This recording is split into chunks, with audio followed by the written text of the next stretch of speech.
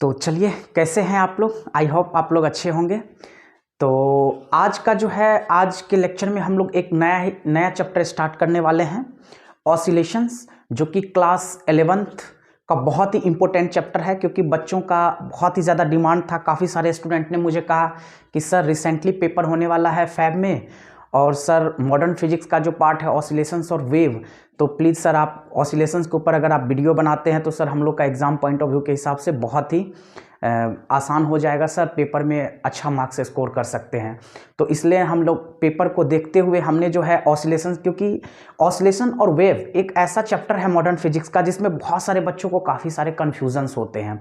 तो उन कन्फ्यूजन्स को दूर करने के लिए हम बहुत ही ईजी तरीके से पार्ट बाय पार्ट करके हम वीडियो को रिकॉर्ड कर रहे हैं, लेक्चर बना रहे हैं, ताकि आप लोग को समझने में कोई दिक्कत नहीं हो। तो बच्चों के डिमांड को देखते हुए और एग्ज़ाम को भी देखते हुए हमने ऑसिलेशंस चैप्टर को ही चूज किया है, क्योंकि ये एग्ज़ाम पॉइंट ऑफ व्यू के हिसाब से बहुत अच्छा है और बहुत अच्छे तरीके से ईजिली आप इसके अंदर बहुत अच्छे मार्क्स को स्कोर भी कर सकते हैं। तो चलिए ऑसिलेशंस के अंदर हम लोग देखते हैं। तो आज के लेक्चर में बेसिकली जो है हम लोग ऑसिलेशंस के बारे में देखने वाले हैं। तो ऑसिलेशन का आज एक तरह से इंट्रोडक्टरी सेशन है। आज बेसिकली हम लोग इंट्रोडक्शन देखेंगे कि ऑसिलेशंस क्या होता है, यानी कि what is the concept of oscillations, और ऑसिलेशंस को प्रैक्टिकली हम लोग कैसे समझ सकते हैं। और साथ ही साथ आज के लेक्चर में हम लोग पीरियोडिक मोशन के बारे में समझेंगे, oscillatory motion, harmonic motion, vibratory motion, इन सारे कॉन्सेप्ट को बहुत अच्छे तरीके से समझने का कोशिश करेंगे। और साथ में पीरियोडिक फंक्शन क्या होता है, are you got my point और नॉट। तो पीरियोडिक फंक्शन को भी आज हम लोग बहुत अच्छे तरीके से समझने वाले हैं।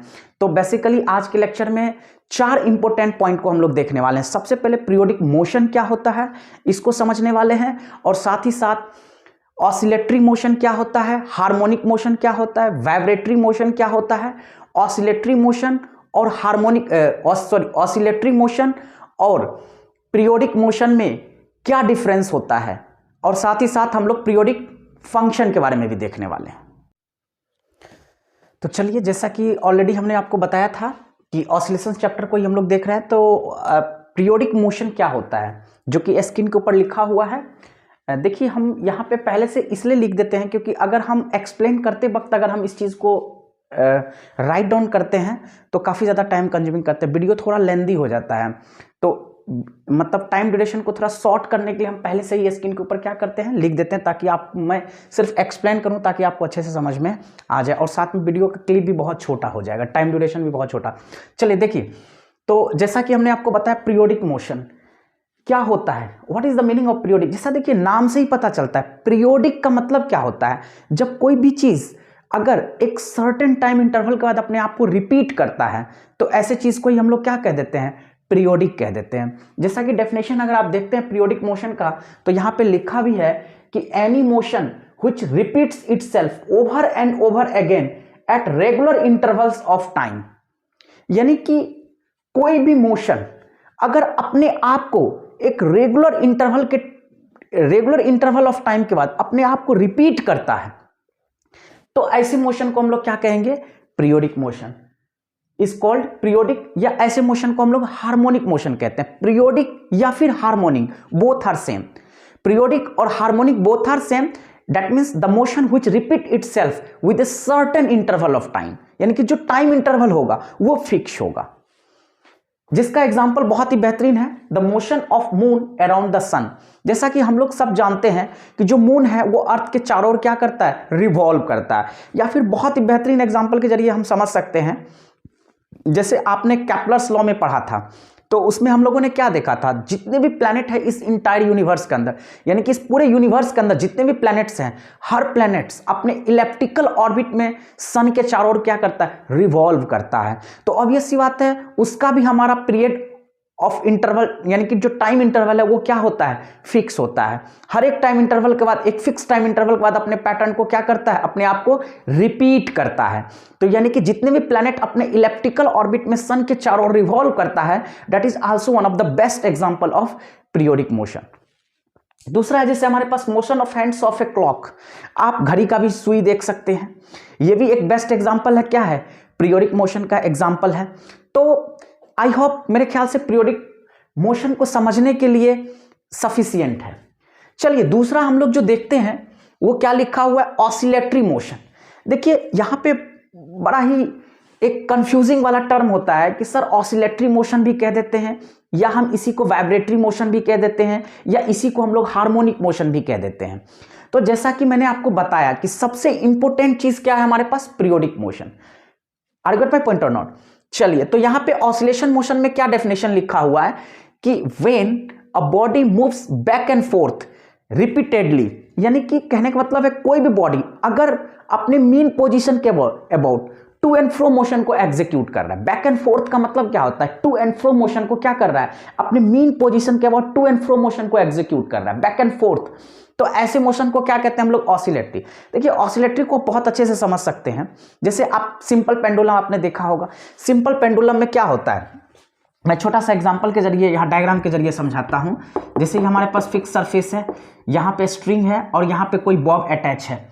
I got my point? तो ये इसका मीन पोजीशन का मतलब है एक्स क्या है यहाँ पे, 0, that is there mean position. अब यहाँ से ये टू एंड फ्रो मोशन को क्या करेगा, एग्जीक्यूट करेगा। दैट मीन्स मीन पोजीशन के अबाउट, यानी कि राइट एंड लेफ्ट क्या करेगा, अपने मीन पोजीशन के अबाउट ये ऑसिलेट करेगा। तो इसी मोशन को हम लोग क्या कह देते हैं, ऑसिलेटरी। लेकिन अब हमें समझना है कि सर ऑसिलेटरी और वाइब्रेटरी में क्या फर्क होता है, या दोनों का दोनों चीज सेम ही है। तो चलिए हम डेफिनेशन पे देखते हैं। When a body moves back and forth repeatedly about its mean position, then such kind of motion is considered as oscillatory, या इसी को हम लोग वाइब्रेटरी कहते हैं और इसी को हार्मोनिक मोशन भी कहते हैं। बिल्कुल ठीक है, इसी चीज को हम लोग, ये तीनों चीज को हम एक ही तरीके से समझते हैं, लेकिन थोड़ा सा फर्क है। क्या फर्क है कि देखिए जो मेन बेसिक, सबसे जो बेसिक मोशन है वो क्या है, ऑसिलेटरी मोशन।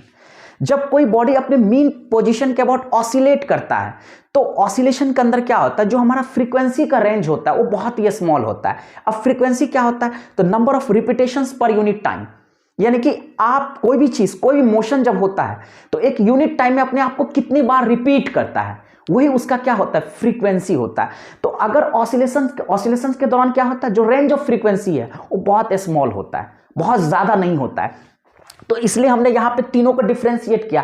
बेसिकली तीनों एक ही चीज है, एक ही प्रकार। तीनों में क्या हो रहा है, कोई बॉडी अपने मीन पोजीशन के about to and fro motion को क्या कर रहा है, एग्जीक्यूट कर रहा है। लेकिन फर्क क्या है, तो इस चीज को हमें यहां पे समझना है। जहां पे भी हम ऑसिलेटरी के बारे में बात करते हैं तो वहां पे रेंज ऑफ फ्रीक्वेंसी क्या होता है, स्मॉल होता है। लेकिन अगर यही रेंज ऑफ फ्रीक्वेंसी हमारा हाई हो जाएगा तो यही ऑसिलेटरी मोशन बिकम्स वाइब्रेटरी, यानी कि जो ये ऑसिलेटरी है यही किस में कन्वर्ट हो जाएगा, वाइब्रेशन में कन्वर्ट हो जाएगा। जैसे वाइब्रेशन का एग्जांपल क्या है, earthquake. Earthquake is the best example of vibration. अब देखिए जब अर्थक्वेक होता है, यानी कि जब कभी भी भूकंप आता है तो अर्थ बहुत तेजी के साथ क्या होता है, कंपन करने लगता है। तो वहां पे क्या होता है, जो फ्रीक्वेंसी का रेंज होता है वो काफी हाई हो जाता है। तो वहां पे हम ये नहीं कहेंगे कि अर्थ ऑसिलेट कर रहा है, अर्थ क्या कर रहा है, वाइब्रेट कर रहा है। अर्थक्वेक के अंदर अर्थ क्या करता है, वाइब्रेट करता है। दैट मीन्स वहां पे जो फ्रीक्वेंसी, जो रेंज ऑफ फ्रीक्वेंसी है वो काफी ज्यादा हाई है। तो आई होप आपको समझ में आ गया होगा कि ऑसिलेटरी में जो रेंज ऑफ फ्रीक्वेंसी होता है वो स्मॉल होता है, लेकिन वहीं पे वाइब्रेटरी जो है, vibratory is a type of oscillatory motion, but फर्क यही है कि यहां पे रेंज ऑफ फ्रीक्वेंसी क्या होता है, हाई होता है। और वहीं पे अगर हम हार्मोनिक मोशन के बारे में बात करेंगे, देखिए हार्मोनिक पीरियोडिक दोनों एक ही चीज है, ये सब चीज वही चीज है। पीरियोडिक में भी जैसा कि हमने देखा है कि सर्टेन इंटरवल के बाद अपने पैटर्न को क्या करता है, रिपीट करता है। तो harmonic is just like that one. अब यहां पे हार्मोनिक भी क्या है, repeats with regular interval of time. अगर कोई मोशन रेगुलर इंटरवल के बाद अपने पैटर्न को रिपीट करता है तो इट बिकम्स हार्मोनिक मोशन। अब देखिए यहां पे एक इंटरेस्टिंग फैक्ट है, जो बच्चे क्वेश्चन पूछ सकते हैं कि सर हार्मोनिक मोशन ठीक है, ये सब चीज तो हमने समझ गया। अब जैसे यहां तक कहते हैं क्या सर हार्मोनिक मोशन को हम सिंपल हार्मोनिक मोशन भी कह सकते हैं, बिल्कुल नहीं कह सकते हैं। सिंपल हार्मोनिक मोशन और हार्मोनिक मोशन में बहुत डिफरेंस है, जिसको कि हम अगले लेक्चर में आपको बताएंगे। तो फिलहाल अभी आप इस चीज को समझिए कि सिंपल हार्मोनिक मोशन और हार्मोनिक मोशन में डिफरेंस है, ठीक है। Harmonic motion just like a periodic motion होता है। अब यहां पे जो हम आगे अभी देखेंगे, अब हम लोग दोनों के बीच में डिफरेंस समझते हैं कि ऑसिलेटरी मोशन और साथ में साथ पीरियोडिक मोशन में क्या डिफरेंस है। यानी कि ये जितना भी आप देख रहे हैं sir, periodic motion, harmonic motion, oscillatory motion, vibratory motion, ये सब क्या है, थोड़ा थोड़ा आपको कहीं ना कहीं कंफ्यूजन होगा।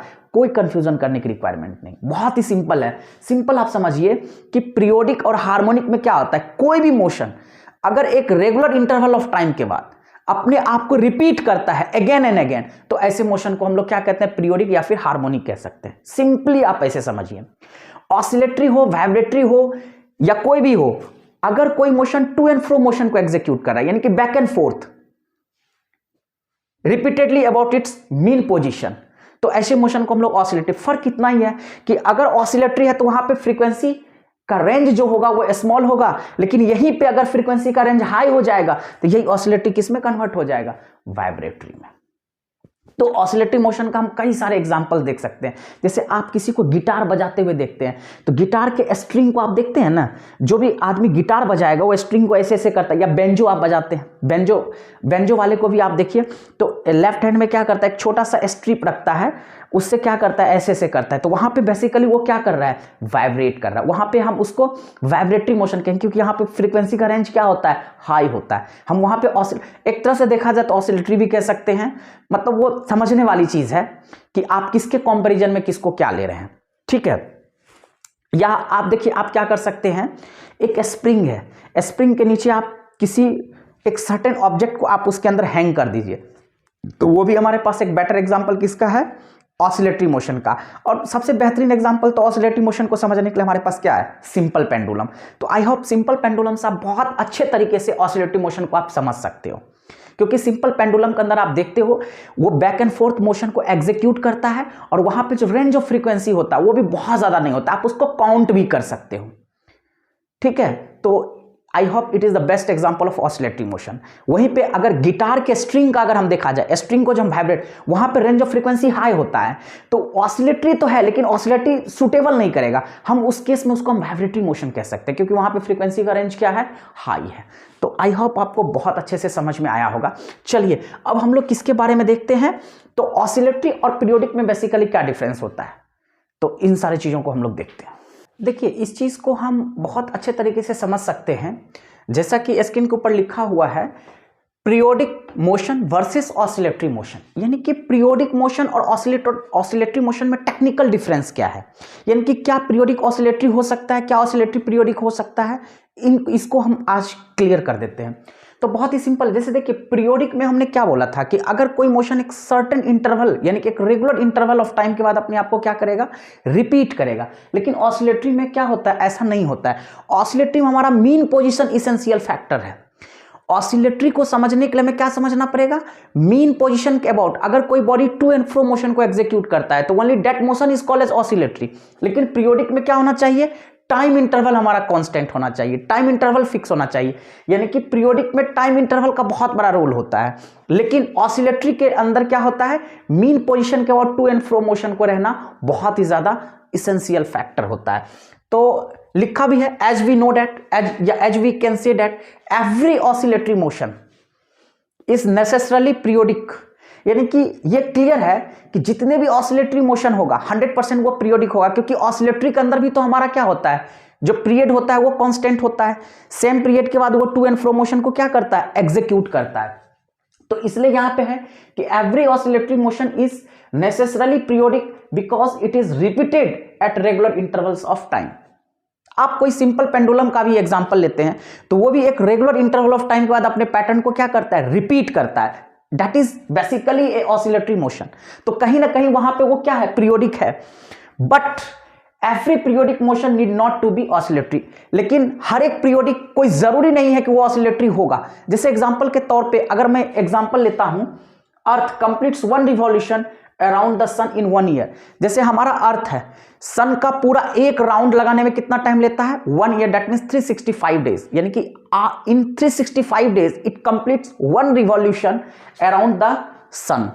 तो it becomes the periodic motion. लेकिन यहां पे क्या अर्थ अपने मीन पोजीशन के बाद टू एंड फ्रो मोशन को एग्जीक्यूट कर रहा है, नहीं कर रहा है। तो बहुत ही सिंपल है कि यहां पे जो अर्थ के द्वारा पीरियोडिक मोशन है ये ऑसिलेटरी को एग्जीक्यूट नहीं कर रहा है। तो बहुत ही सिंपल है Hence its motion is periodic but not oscillatory। मतलब इससे ये जस्टिफाई होता है कि जितने भी पीरियोडिक मोशन है कोई जरूरी नहीं है कि वो ऑसिलेटरी हो, लेकिन जितने भी ऑसिलेटरी होगा वो 100% पीरियोडिक होगा, लेकिन जितने भी पीरियोडिक होगा वो कोई जरूरी नहीं है कि 100% वो ऑसिलेटरी हो।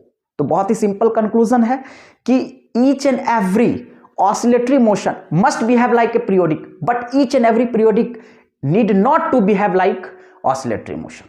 तो आई होप बहुत अच्छे से आपको समझ में आ गया होगा। तो बहुत ही क्लियर है, every oscillatory motion is necessarily periodic, but every periodic motion need not to be oscillatory। मतलब यहां पे कॉन्सेप्चुअल क्वेश्चन अगर आएगा तो आप बहुत अच्छे से इसको क्लिक कर सकते हैं, आपको कोई भी हेजिटेशन कोई भी कंफ्यूजन नहीं होना चाहिए। बहुत ही सिंपल है, सिंपली आप समझिए कि जितने भी ऑसिलेटरी मोशन होगा वो 100% क्या होगा, पीरियोडिक होगा, लेकिन जितने भी पीरियोडिक होगा वो मे और मे नॉट भी हो भी सकता है, नहीं भी हो सकता है, यानी कि पीरियोडिक में श्योरिटी नहीं है। ऑसिलेटरी तो कंपलसरी पीरियोडिक होगा ही होगा, लेकिन हर पीरियोडिक कोई जरूरी नहीं है कि वो ऑसिलेटरी हो। तो ठीक है, ऑलरेडी हमने आपको बता रखा हूं कि क्या होता है periodic function, any function which repeats itself at regular intervals of its argument. Argument का बेसिकली मीनिंग यहाँ पे क्या हो गया, वो इंटरवल जिसके बाद अपने आपको वो क्या करता है, रिपीट करता है, of its argument is called a periodic function. जैसे यहाँ पे हमने एक एक्सप्रेशन लिखा हूं F of theta plus T is equal to F of theta. तो बेसिकली ये जो फंक्शन है ये किसका है, ये जो एफ है थीटा प्लस टी, यहाँ पे टी क्या है, बेसिकली यही टी यहाँ पे आर्गुमेंट है, यानी कि ये इंटरवल है। हर एक टी के बाद अपने पैटर्न को क्या करेगा, रिपीट करेगा। देखिए from the given expression the value of the function F remains same, यानी कि इस फंक्शन का जो वैल्यू है वो हमेशा क्या रहेगा, सेम। अगर हम इसके आर्गुमेंट को चाहे इंक्रीज करें या फिर डिक्रीज करें, जो कि लिखा भी है, when the argument is increased or decreased by an integral multiple of T for all values of theta. Theta के जितने भी वैल्यू आएंगे सारे वैल्यूज के लिए अगर हम इसके आर्गुमेंट को चाहे इंक्रीज करें या डिक्रीज करेंगे, किसके साथ, इंटीग्रल मल्टीपल ऑफ टी के साथ, तो वैल्यू हमारा फंक्शन का क्या आएगा, सेम आएगा। सो द फंक्शन एफ, ये जो फंक्शन एफ है ये सेटिस्फाई कर रहा है this property is called as periodic with the period of T, यानी कि टी हमारा इंटरवल है जिसके बाद अपने आप को वो क्या करेगा, बेसिकली रिपीट करेगा। जैसे इसका हम बेहतरीन एग्जांपल ले सकते हैं ट्रिगोनोमेट्रिक फंक्शंस। तो जितने भी ट्रिगोनोमेट्रिक फंक्शंस है वो कहीं ना कहीं हमारे पास क्या है, पीरियोडिक फंक्शंस है। एग्जांपल के तौर पे देखते हैं trigonometric functions with a period of 2 pi radiance, यानी कि 2 पाई को एज हमने इंटरवल मान रखा है, तो हर एक 2 पाई के बाद अपने आप को क्या करेगा, रिपीट करेगा। जैसे एग्जांपल लेते हैं जैसे बिकॉज, बी/सी का मतलब होता है बिकॉज, हमने यहाँ पे क्या लिखा हूं, साइन थीटा प्लस 2 पाई। तो आप यहां पे समझिए बेसिकली जो ये 2 पाई है, ये 2 पाई हमारे पास क्या है, टी है, ये आर्गुमेंट है। इसी के बाद ये अपने आप को क्या करेगा, यानी कि sine theta plus 2 pi is equal to sine theta, यानी कि हर एक टी के बाद अपने आप को क्या करेगा, वो रिपीट करेगा। उसी तरह से अगर मैंने कॉस थीटा प्लस 2 पाई लिखा हूं तो इट बिकम्स कॉस थीटा। हर एक 2 पाई के बाद वो अपने आप को रिपीट करेगा। दैट्स व्हाई ऐसे फंक्शन को हम लोग क्या कह देते हैं, पीरियोडिक फंक्शन।